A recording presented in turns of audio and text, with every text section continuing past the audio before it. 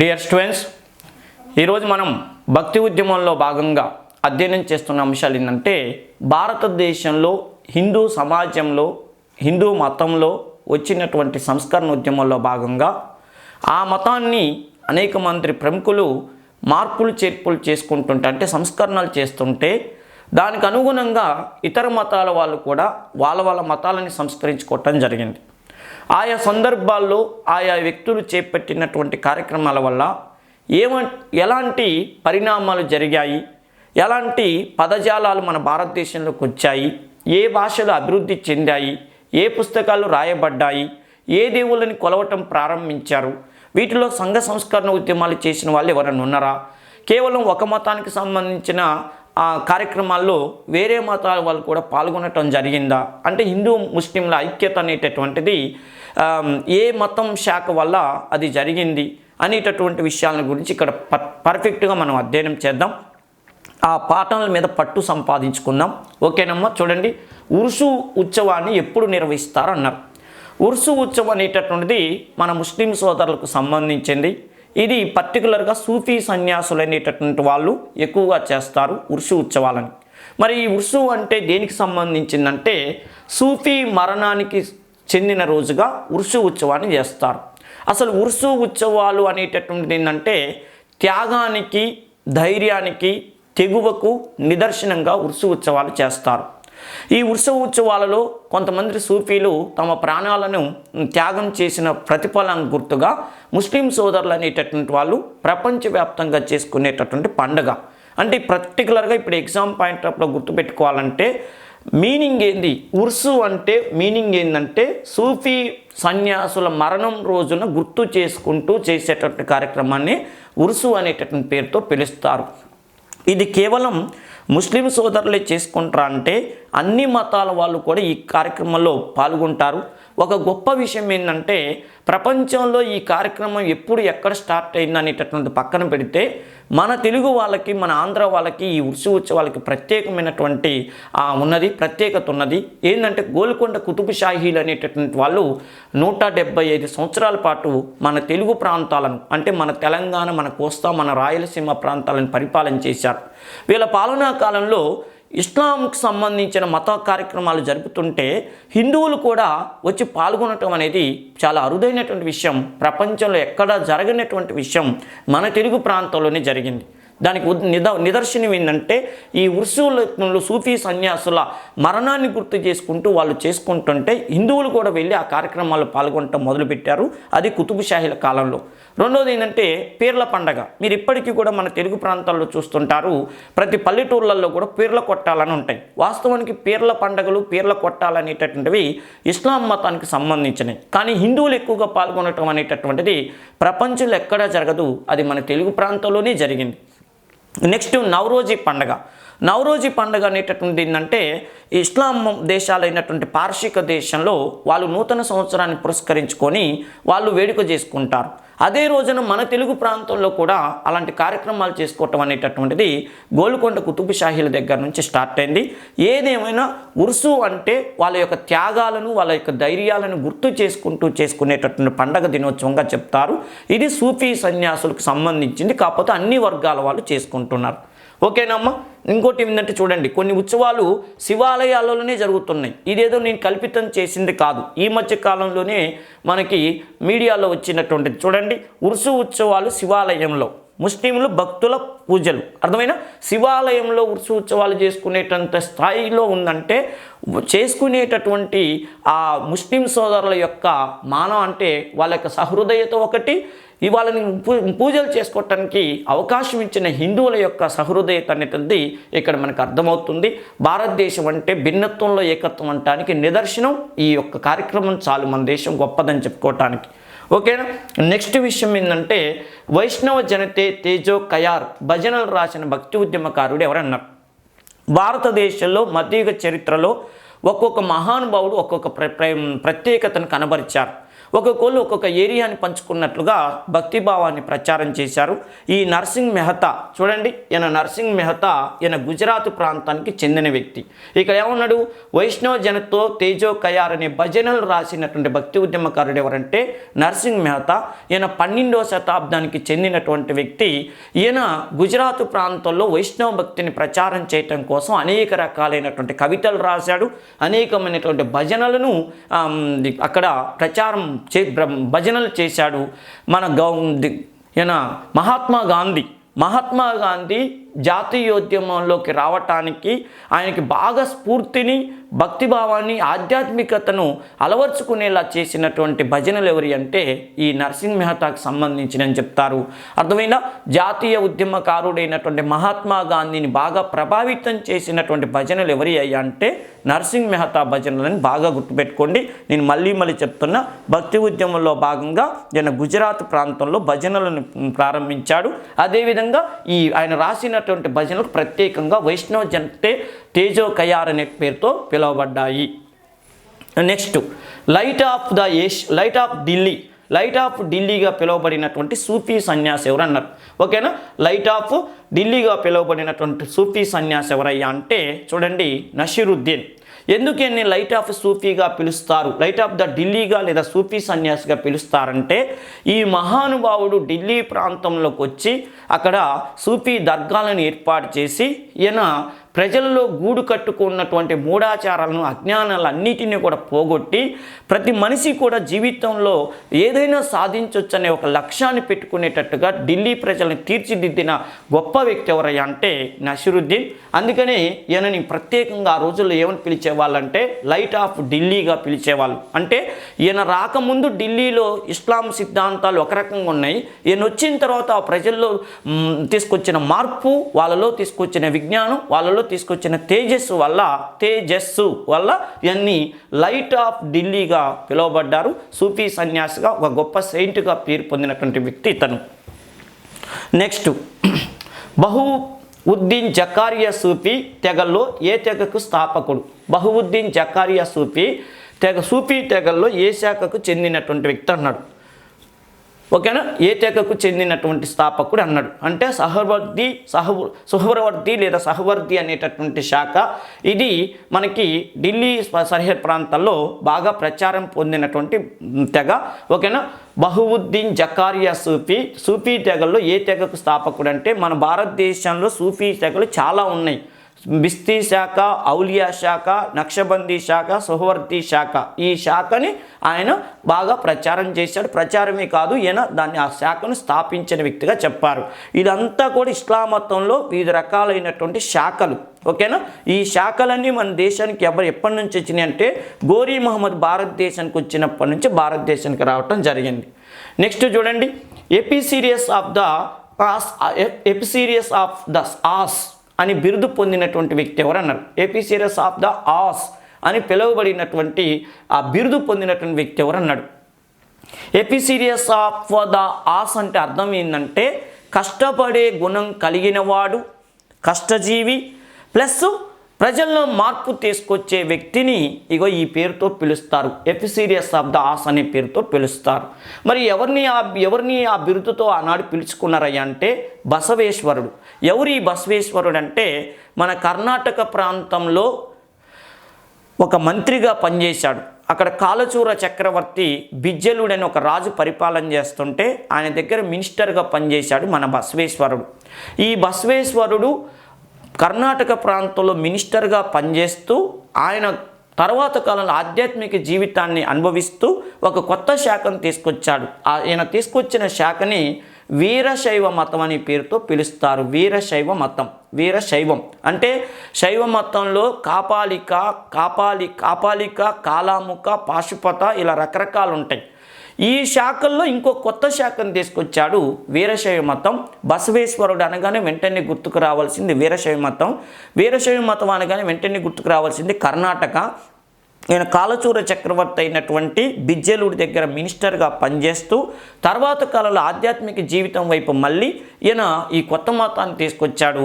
భారతదేశంలో శైవ మతంలో చాలా శాఖలు ఉన్నప్పటికీ వీరశైవ మతానికి ఉన్నటువంటి ప్రత్యేకత ఏంటంటే మొట్టమొదటిసారిగా సంఘ సంస్కరణ అంటే కేవలం భక్తి అంటే పూజలు చేసుకోవటం, కొబ్బరికాయలు కొట్టడం, ఊదిబత్తీలు వెలిగించటమే కాదు, సమాజంలో గూడు కట్టుకుని ఉన్నటువంటి అసమానతలని, మూఢాచారాలను, వీటన్నిటిని రూపం ఆపాలి. ఆ శివయ్య దయతో, నాకున్న అజ్ఞానంతో ఈ అసాంఘికమైనటువంటి కార్యక్రమాలన్నింటినీ కూడా ఛేదించాలని చెప్పి ప్రయత్నం చేసిన మొట్టమొదటి భక్తి ఉద్యమ సంఘ సంస్కర్తగా పేరు పొందినటువంటి వ్యక్తి ఎవరయ్యా అంటే బసవేశ్వరుడు. ఈ బసవేశ్వరుడు స్థాపించినటువంటి మతం పేరు మళ్ళీ చెప్తున్న వీరశైవ మతం. ఈ వీరశైవ మతాన్ని ఎవరైతే అనుసరిస్తారో వాళ్ళు కష్టజీవులుగాను, అదేవిధంగా ఎప్పుడు కూడా ఉల్లాసంగాను, సంఘ సంస్కర్తలుగా పేరు పొందేవాళ్ళు. ముఖ్యమైన విషయం ఏంటంటే మళ్ళీ చెప్తున్నా, ఎవరైతే వీరశైవ మతాన్ని ఆచరిస్తారో వాళ్ళు మిగతా మత శాఖల వాళ్ళకి డిఫరెంట్గా ఉంటారు. మిగతా మత శాఖల వాళ్ళు ఉపవాసాలు చేయటం, పూజలు చేయటం, తీర్థయాత్రలు సందర్శించటం, ప్రవచనాలు చెప్పటం ఇలాంటివి చేస్తుంటే వీళ్ళు మాత్రం ప్రత్యేకంగా ఏంటంటే సమాజంలో పర్టికులర్గా కొన్ని ఏరియాలను ఎంచుకుంటారు. ఏ ఏరియాలను ఎంచుకుంటారు అంటే ఎక్కడ మూఢాచారాలు ఉన్నాయి, ఎక్కడ అంటే హరిజనులని దగ్గరికి రానియకుండా అంటరానితనాన్ని పాటించేటటువంటి ప్రాంతాలు ఉంటాయి. ఇలాంటి ఏరియాలకు వెళ్ళి ప్రజల్లో చైతన్యం తీసుకొచ్చి మనిషిని మనిషిగా చూడాలి. ఒకటి ఏదో మూఢత్వంతో దేవుని కొలవద్దు, భక్తిభావంతో దేవుని కొలవాలని చెప్పి ప్రచారం చేసినటువంటి వీళ్ళు ఆనాడు సమాజంలో పేరుకొని పోయినటువంటి సతీ సాగమనాన్ని, బాల్య వివాహాలను, ఇలాంటి వాటన్నిటిని కూడా వీళ్ళు వ్యతిరేకిస్తూ ఉద్యమాలు చేశారు. అందుకని దీన్ని సంఘ సంస్కరణ ఉద్యమంగా పిలుస్తారు. ఈ సంఘ సంస్కరణ ఉద్యమాల ప్రభావమే ఈయన ఇచ్చినటువంటి స్ఫూర్తి తర్వాత కాలంలో మన భారతదేశంలో బ్రహ్మ సమాజం, ఆర్య సమాజం లాంటి సమాజాలు స్థాపించబడటానికి, మహారాష్ట్రలో ప్రార్థనా సమాజం అనేటటువంటి సమాజాన్ని ఆత్మారాం పాండురంగ, మహాదేవ గోవిందరెడ్డి లాంటి వాళ్ళు స్థాపించడానికి ఎంతగానో కారణమైందని చెప్తారు. అంటే ఈయన ఇచ్చిన ఇన్స్పిరేషన్ 2 సమాజాలు స్థాపించబడడానికి బాగా ఉపయోగపడ్డాయి అంటారు. ప్రధానంగా ఒకటి బెంగాల్లో బ్రహ్మ సమాజం, 2 మహారాష్ట్రలో ప్రార్థనా సమాజం స్థాపించబడటానికి ఈ మత ఉద్యమాలే కారణమైందంటారు. ఈ మతం వాళ్ళని వీరశైవులు అంటారు. ఇంకా వీళ్ళని వేరే పేరుతో ఏమైనా పిలుస్తారంటే వీళ్ళని జంగమాలు అనే పేరుతో పిలుస్తారు. జంగమయ్య అంటే ఎవరు? శివుడు. ఆ శివుణ్ణి ఆరాధించే వాళ్ళని జంగములని పేరుతో పిలుస్తారు, జంగములు అంటారు. ఇంకో విషయం ఏంటంటే వీళ్ళని ఇంకో పేరుతో కూడా పిలుస్తారు, లింగాయత్తులను ఎందుకు పిలుస్తారంటే వీరు మెడలో లింగాన్ని ధరిస్తారు కాబట్టి వీళ్ళని లింగాయత్తులనే పేరుతో పిలుస్తారు. మొత్తానికి ఇలా విప్లవాత్మకమైనటువంటి భావం తీసుకొచ్చినటువంటి వ్యక్తి బసవుడు లేదా బసవేశ్వరుడు అంటారు. ఈ బసవేశ్వరుని ఎపిసీరియస్ ఆఫ్ ద ఆస్ అంటారు. అంటే కష్టజీవి, సంఘ సంస్కరణకు చేసే వాళ్ళని ఎవరైతే ఉంటారో వాళ్ళని ఆ పేరుతో పిలుస్తారు, అభివృద్ధిస్తారనమాట. ఇంకో ముఖ్యమైన విషయం ఇక్కడ సందర్భం వచ్చింది కాబట్టి చెప్తున్నా, కర్ణాటక ప్రాంతంలో ఎక్కడొక మారుమూల ప్రాంతంలో పుట్టిన వీరశైవ మతం అనేటటువంటిది మన కాకతీయుల కాలంలో, మన గణపతి దేవుడి కాలంలో మన ఆంధ్రదేశంలోకి ప్రవేశించింది. ఇది ఒక అద్భుతమైన ఉద్యమంగా ఇక్కడ అభివృద్ధి చెందింది. నెక్స్ట్, ధార్కారి, వార్కారి ఏ రాష్ట్రంలో భక్తి ఉద్యమ తెగలు? ధార్కారి, వార్కారి అనేటటువంటివి ఏ రాష్ట్రంలో భక్తి ఉద్యమం అంటే ఇక కన్ఫ్యూజే వద్దు, మహారాష్ట్రలో భక్తి ఉద్యమకారులు 2 రకాలుగా విడిపోయారు. ఒకరు ధార్కారి, 2 థార్కారి అనే పేరుతో పిలువబడేవాళ్ళు. ఏం లేదు, విషయం ఏంటంటే భగవంతుడు అనేటటువంటి వాడు సుగుణంగా కలిగిన వాడు, నిర్గుణం కలిగిన వాడు. సుగుణము, నిర్గుణం అంటే ఏంటంటే సుగుణం అంటేనేమో విగ్రహ రూపంలో ఉండి మనం పూజించబడేవాడు. ఎవరు? విఠోబా, పాండురంగ విఠోబా బొమ్మ ఎందుకు చూపించా ఇట్లని చెప్పంటే మహారాష్ట్రలో పాండురంగాన్ని బాగా ఆరాధించేవాళ్ళు. ఇప్పటికీ మీకు తెలుసు మహారాష్ట్రలో పాండురంగపురం అంటే తెలియని వాళ్ళు ఉండరు. అర్థమైనా? అక్కినేని నాగేశ్వరరావు గారు సినిమా కూడా తీశారు పాండురంగ మాత్యం అని. అర్థమైనా? పాటలు దుమ్మిలేసిపోయినాయి ఆ రోజుల్లో. ఈ విఠోబా అని అంటారు. అక్కడ స్వామిని శ్రీకృష్ణుని విఠోబా లేదా పాండురంగడు అనే పేరుతో పిలుస్తారు. ఆ మధ్యకాలంలో మన బాలకృష్ణ గారు కూడా పాండురంగ మహోత్సవం ఒక సినిమా కూడా తీశారు రాఘవేంద్రరావు గారి డైరెక్షన్లో. ఏదేమైనా కూడా ఆ మధ్యయుగ ప్రపంచంలో, మధ్యయుగ భారతదేశంలో బాగా మహారాష్ట్రలో ప్రచారం చేయబడినటువంటి ఏ దేవుని గురించి ప్రచారం చేశారంటే ఈ పాండురంగ స్వామి గురించే ప్రచారం చేశారు.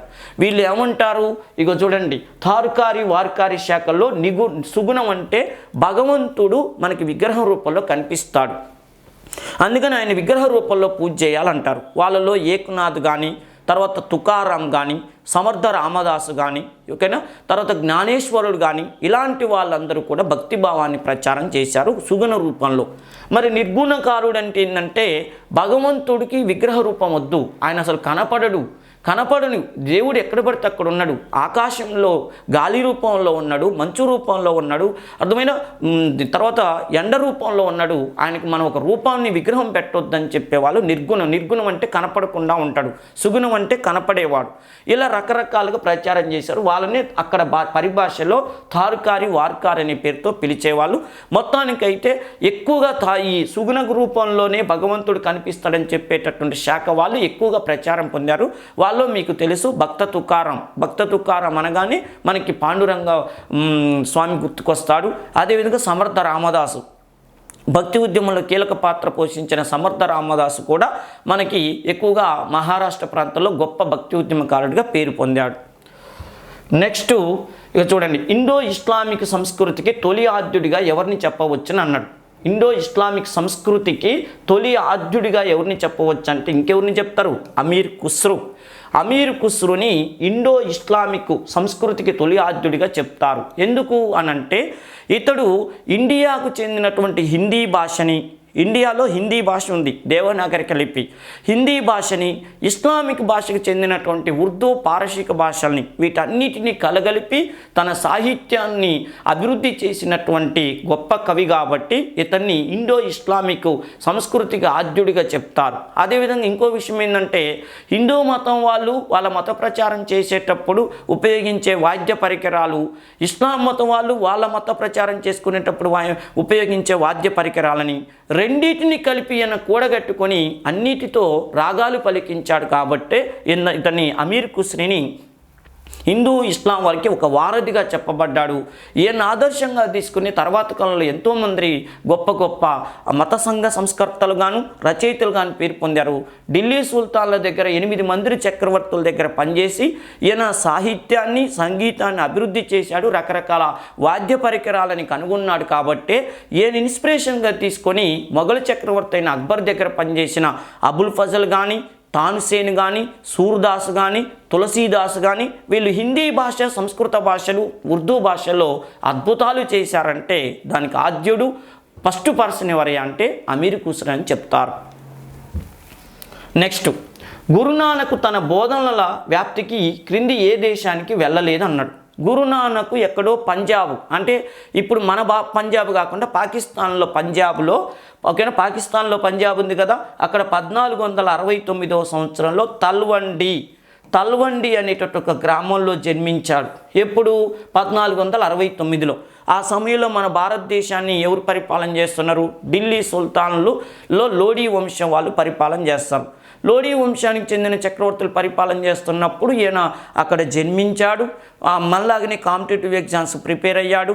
భూమి శిస్తు ఉద్యోగం వచ్చింది, భూమి శిస్తు వసూలు చేసే ఉద్యోగం వచ్చింది. ఆ ఉద్యోగంలో కొన్ని రోజులు చేసి తర్వాత ఏం చేశాడంటే రామానందుడు, భక్తి ఉద్యమంలో ఉత్తర భారతదేశంలో ఒక ఊపు ఊపినటువంటి రామానందుడు, శ్రీరామ భక్తిని ప్రచారం చేసిన రామానందుడి బోధనలు, రామానందుడి శిష్యుడైన కబీర్ బోధనలు విని తన ఉద్యోగానికి రాజీనామా చేసి ఈయన కొత్త మతాన్ని పెట్టిండు. దాన్ని సిక్కు మతం అంటారు. సిక్కు అంటే శిష్యుడని అర్థం. ఆ సిక్కు మతాన్ని పెట్టాడు.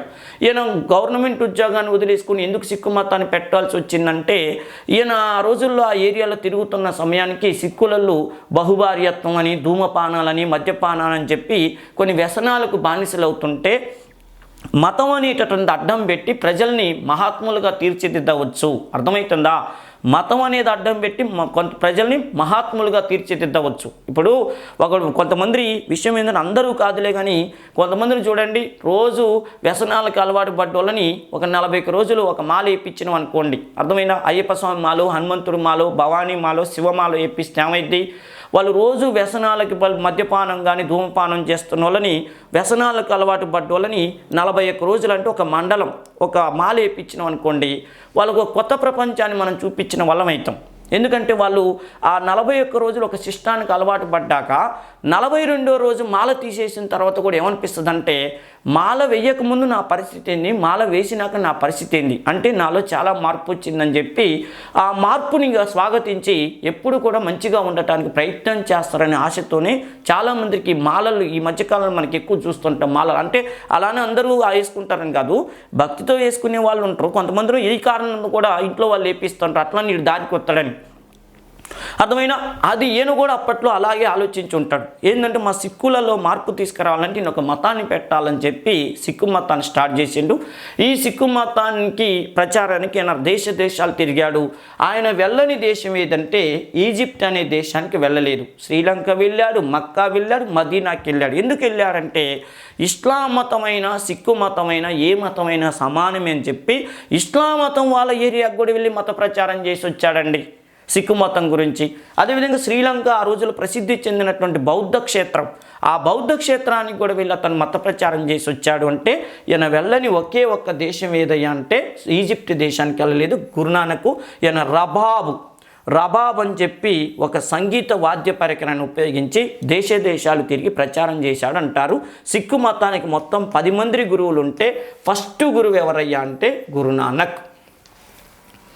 ఓకే, తన వద్ద హిందూ అధికారులను నియమించుకున్న మొట్టమొదటి ముస్లిం పరిపాలకుడు ఎవరు?